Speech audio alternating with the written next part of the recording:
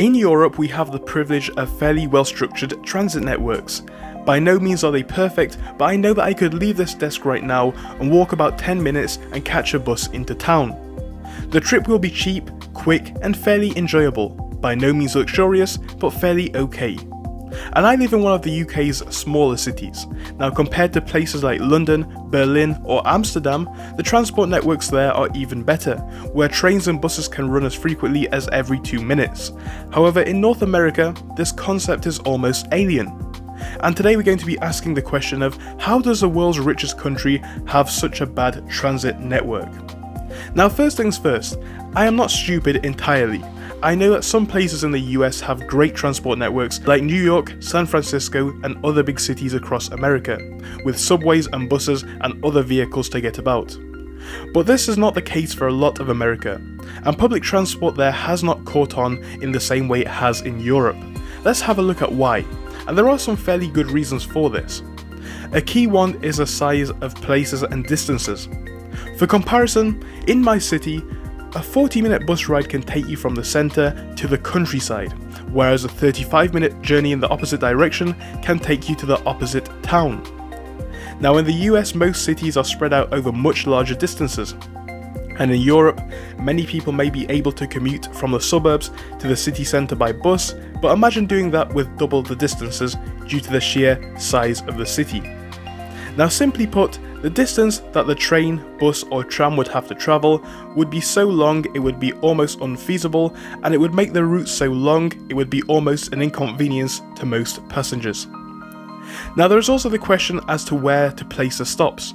Now, as I just said, I can walk about 10 minutes from my house to the local bus stop, and this is the case in most places in Europe. If you were to happen to get lost in any major European city, you would probably find a bus stop before long which will head you back into town. Now, in somewhere like the US, the question is where do you place the bus stops? Because it's very easy to plan for landmarks and other key destinations, but as far as the residential spots are concerned, where is a good place and where is the bus best suited to stop? And that's where a big question comes in. As streets are so wide and spread out, it's very hard to distinguish good places in residential areas to place bus stops. And because of this, it's very hard to create a well-functioning and fully comprehensive transport network. Now, on top of this, the US seems to have a very different culture towards cars than what we have in Europe. Americans can learn to drive at the age of 16, and fuel is cheap and so are cars. And with distances being long and public transport often being unreliable, it makes more sense for people to travel by car. And this goes on to feed the cycle, where the transport by public is unreliable and people do not wish to use it, therefore choosing to go by car instead, creating even less demand for the travel network. Now, of course, there are cultural differences that we must acknowledge. Now, whilst many Western countries have similar cultures, each country does have its own spin of doing things.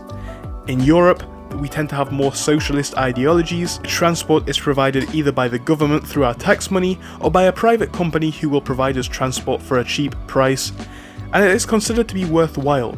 Now, America seems to have more of a level of personal autonomy, where people transport themselves, as this is a much more reliable way of doing things over there. Now, there's nothing wrong with this, it's just a different way of looking at it. So in summary, long distances, unreliable services, and the autonomy and reliability which a car can provide mean that Americans often prefer to make their own way rather than getting the public transport, creating less demand, meaning that there is not much need for the transport service in the first place. Know that there are many people in the United States who do use public transport networks and love them, so this is just a generalization. Because like I said, many big cities do indeed have transport networks, but still they are not really as comprehensive as Europe. And again, coming to the outskirts and rural parts of the US, these services seem to be a lot less frequent than what they would be in many European countries. So I hope this video answered a few of your questions, I hope you enjoyed it. If you did, make sure to of course subscribe, and we will be making more videos in the very near future. Thank you for joining us, I'll see you again soon.